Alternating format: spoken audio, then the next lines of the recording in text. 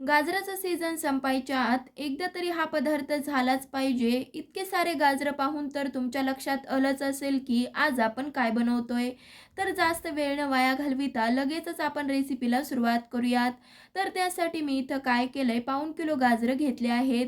बाजारातून गाजरं आणता वेळेस नेहमी हलव्यासाठी गावरानच गाजरं आणायचे, जेणेकरून जो आतील पांढरा भाग असतो तो देखील गाजरांना कमी असतो. आता आणलेले गाजरं आधी स्वच्छ असे धुवायचे, नंतर पूर्ण कोरडे झाल्यावरती वरचं साल वगैरे न काढता असेच आपल्याला तुकडे करायचेत. आता आपल्याला कुकरमध्ये ज्या गाजराच्या फोडी करून घेतल्या आहेत ना, त्या घालायच्या आहेत. नंतरच दूध घालायचंय. लगेचच सगळ्या गाजराच्या फोडी कुकरमध्ये घालून झाल्या की आता आपल्याला ह्यामध्ये एक पेला गरम करून पूर्णपणे थंड केलेलं दूध घालायचंय. आधी जर आपण दूध घातलं असतं ना, एकतर दुधाचा अंदाज येत नाही, त्यामुळे गाजराचे तुकडे घालून झाल्यावरतीच दूध घालायचंय. आता आपण कुकरचं झाकण लावून मंद आचेवरती 3 शिट्ट्या करायच्या आहेत. गाजराच्या फोडी शिजवून झाल्यावरती लगेचच झाकण न उघडता कुकरची आपोआपच वाफ गेल्यावरती झाकण उघडायचं, जेणेकरून थोडेफार जरी गाजराचे तुकडे शिजायचे राहिले असतील ना, तरीसुद्धा वाफेवरती मऊसूत होतील. चला तर इथे 2 ते 3 मिनिटं कुकरची वाफ जाऊ दिलती. नंतरच झाकण उघडून चमच्याने किंवा स्मॅशरने ह्या फोडी स्मॅश करू.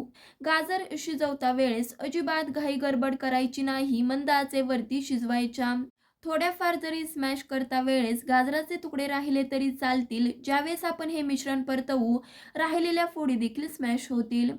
गाजर न खिसता हलवा करायचा म्हटलं ना, तर एकतर गाजर दुधामध्ये शिजवून घ्यावं लागतं.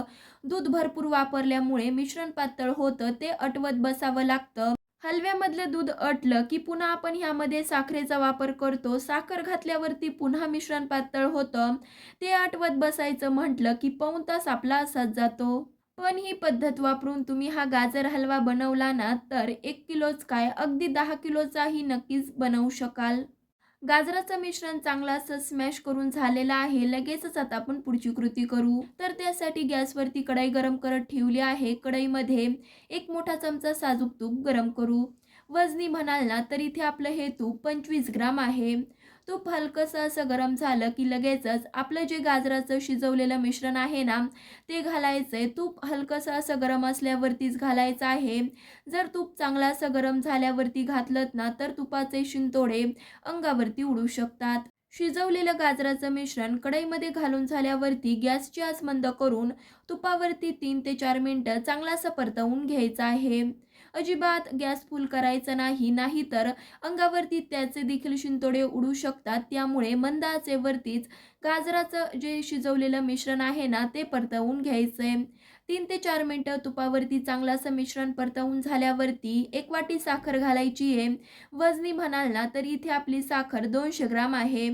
साखर घालून झाल्यावरती मिश्रण थोडंसं पातळ दिसतं. चांगलं मिश्रण आटेपर्यंत आपल्याला शिजवून घ्यायचंय. बघू शकतायत इथे आपलं साखर घालून झाल्यावरती मिश्रण पातळ दिसत होतं, पण जसजसं आपण परतत जाऊ, हलव्याला चटका येत जाईल, तसतसं आपलं मिश्रण घट्ट होत जाईल. 3 ते 4 मिनिटं साखर घालून झाल्यावरती परतवून घेतलं आहे. लगेचच यामध्ये 1 वाटी दुधावरची मलाई घालायची आहे. वजनी म्हणाल ना, तर इथे आपली ही मलाई 100 ग्राम आहे.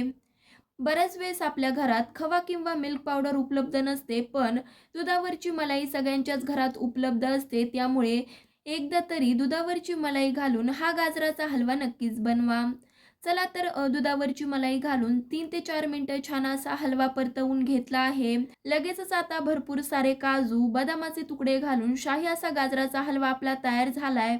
हा गाजर हलवा बनवता वेळेस मी पाऊण किलो गाजर, त्याचबरोबर जे बाकीच्या साहित्याचं प्रमाण घेतलं होतं ते प्रमाण वापरून बरोबर माझा गाजर हलवा 1 किलो आणि वर 75 ग्राम तयार झालाय. तुम्हाला जर 1 किलो गाजर वापरून गाजर हलवा बनवायचा असेल ना, तर त्यासाठी बाकीच्या साहित्याचं प्रमाण कसं घ्यायचं ते मी डिस्क्रिप्शन बॉक्समध्ये दिलेलं आहे. तिथं जाऊन तुम्ही नक्कीच चेक करू शकता. तर मग तुम्ही कधी हे परफेक्ट प्रमाण वापरून हा गाजर हलवा बनवताय ते तर कमेंट करून सांगा. त्याचबरोबर बनवल्यावरती तो कसा झाला हे देखील कमेंट करून सांगा. अजूनही चॅनलला सबस्क्राईब केलं नसेल तर नक्की सबस्क्राईब करा.